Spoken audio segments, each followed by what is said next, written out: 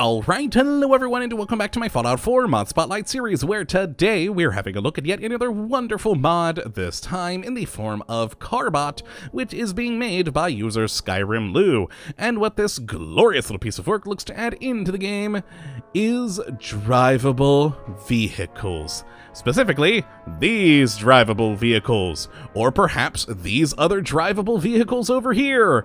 And it's freaking awesome because you can actually physically get into these things and drive them around the wasteland, and that is awesome. Now, of course, we have actually already looked at a couple of different vehicle mods in this series, things like the APC mod and various Vertibird mods, which were fun and effective, but they never actually let you drive things. They just were basically glorified fast travel systems.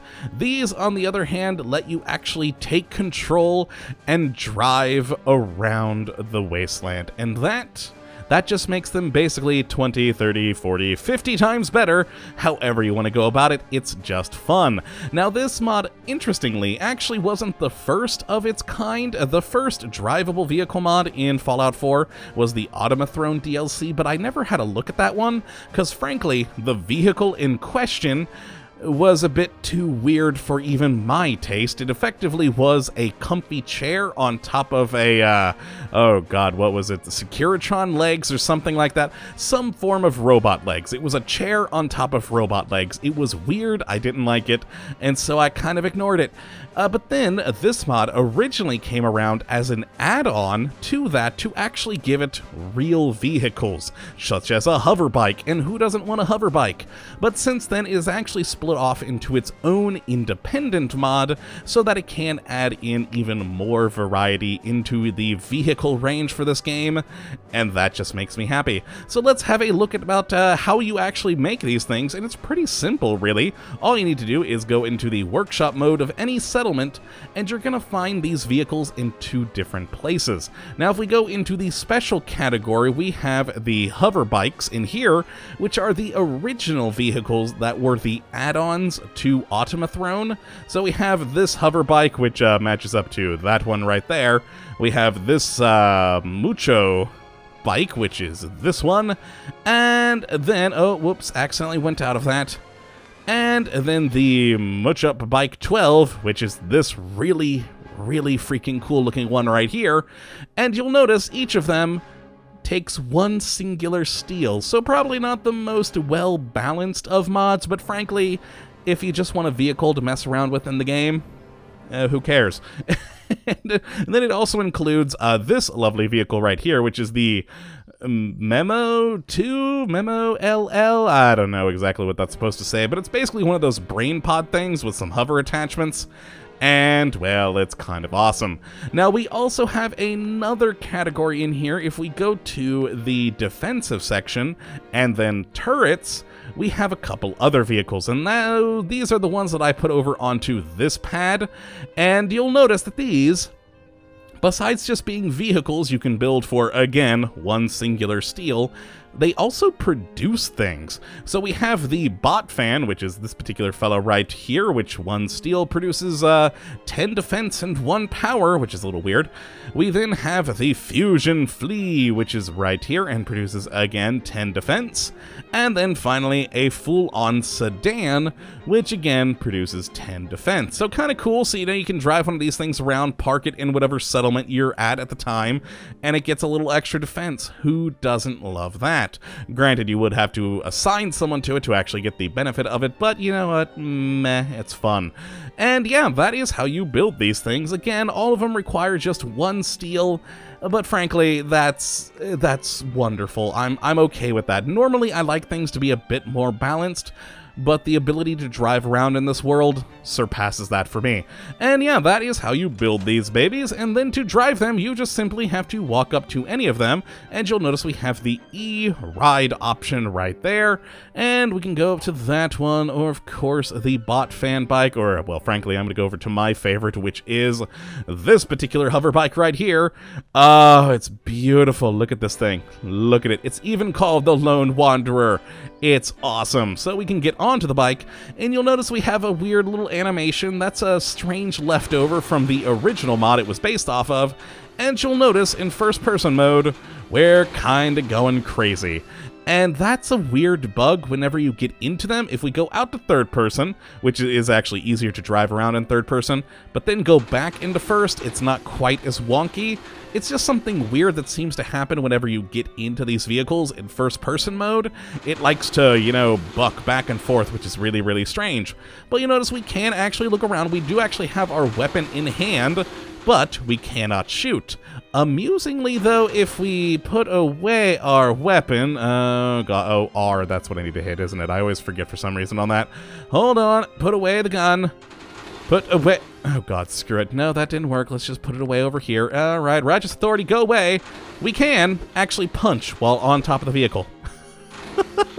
Which is a little bit strange, but I mean, if you want to drive-by punch someone, you technically could if you really so desired. Now, you do actually have a weapon for these vehicles. We'll talk more about that in a little bit. Let's actually drive around. Now, you just need to use the WASD keys just like you would in normal life to move around the place, and that's really all you need to do. Now, I find it a heck of a lot easier to drive in third-person mode because, well, it's just, frankly, easier to see things. And yeah, you hit the W key to move forward, S to go back, and the A and D to go side to side. Now, if while holding forward you do point yourself in a direction with the mouse, you will start to move in that way. But overall, I just find it easier to use the keys, and then you can flip around the camera and have fun. And it's just, it's wonderful. I mean, how would you not love to be able to do this in the game? It's just great. And again, if we so desired, we can go back into first person and punch people for some strange reason. But then to get off of the bike, all you need to do is hit E again. You'll go through a weird little animation, and then bam, you are off of the bike. Now, oddities. These wheeled cars, like the Flea and the sedan here, yeah, they're off the ground because they still float. For instance, if we get into the sedan, again, we get the weird little animation, but now we drive. And you'll notice we are, we are floating. It's kind of weird, kind of strange, and frankly, the wheeled vehicles right now are actually kind of a recent addition, so they're still a little bit buggy, but you know what? It's still kind of cool to have a giant, big sedan.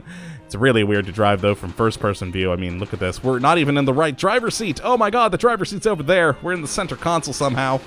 But yeah, so it's a little bit weird, and you seem to come out in the middle of the darn thing. But the hover vehicles definitely make a heck of a lot more sense in this thing, as they do hover. We still have that weird animation for getting in and out, but oh god, it's bucking back and forth. If we go into the third-person mode, we can gleefully drive around to our heart's content, and it's just awesome. Now, if you do want to shoot from the back of one of these vehicles, you're actually going to have to build a new gun, and that gun is built over here at the chemistry station. Let's actually beat this little settler to it, and if we go in here to craft and then head down to utility, as with everything else that ever happens in this thing, we now have the minigun AD and the 5mm round sake, or I don't know exactly how that's supposed to be pronounced, but there we go. You build this for the rounds, again with 1 steel, and that builds 1,000 rounds. And then we have the minigun, again, 1 steel, and does 100 damage. And there we go, we have that built. And now, if we exit out, this gun is the only gun you can actually use from the back of one of the vehicles. Now, if we actually equip it on ourselves, you can see that we can spin it up and fire it normally, and it is high explosive rounds, which are freaking awesome to shoot. Honestly, I love this more than the normal minigun. Oh, just look at that. It's great. It's glorious. Everything's going boom. It's fun. But if we get onto one of the vehicles, say this much up? I don't know how to say that. Much up. I'm going to go with much up. The much up bike, we can now shoot while on the bike. Now again, you can go into third person, and you can shoot from third person, but you can't really aim in third person. So if we shoot now, we just kind of are shooting randomly into the air, and it's not going to be very effective in the slightest. But if we go back into first person, we can control this gun like we would any other. So we can just shoot over there, and it's just wonderful. Look at those bullets going off into the distance. It's fun. Now, we do have some oddities with colliders, so you will notice a couple of the bullets, like one in probably about every 10 or so, does end up hitting the vehicle, and that's why we're taking a slight amount of damage. But, you know, you can still pretty much kill anyone close by you pretty easily, like so, because most of the bullets do make it outside of the colliders, and you're good to go. And then you can just, you know, go out, and oh god, my town is now shooting at me. Oh lord, yeah, I probably shouldn't have killed a settler. We can now ride away and leave this town and kill them on our way out with our minigun. Haha, die you fools, die with my explosive minigun of doom. I wish we could control it a bit better from on top of the gun like this, but oh well, what are you gonna do?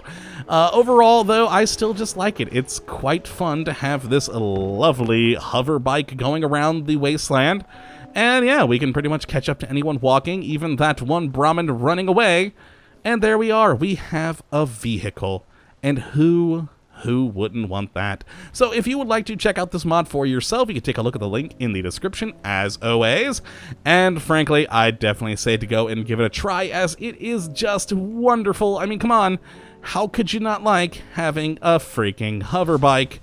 And more specifically, a hover bike that you can shoot a minigun from. That's just fun. Oh, hello, people.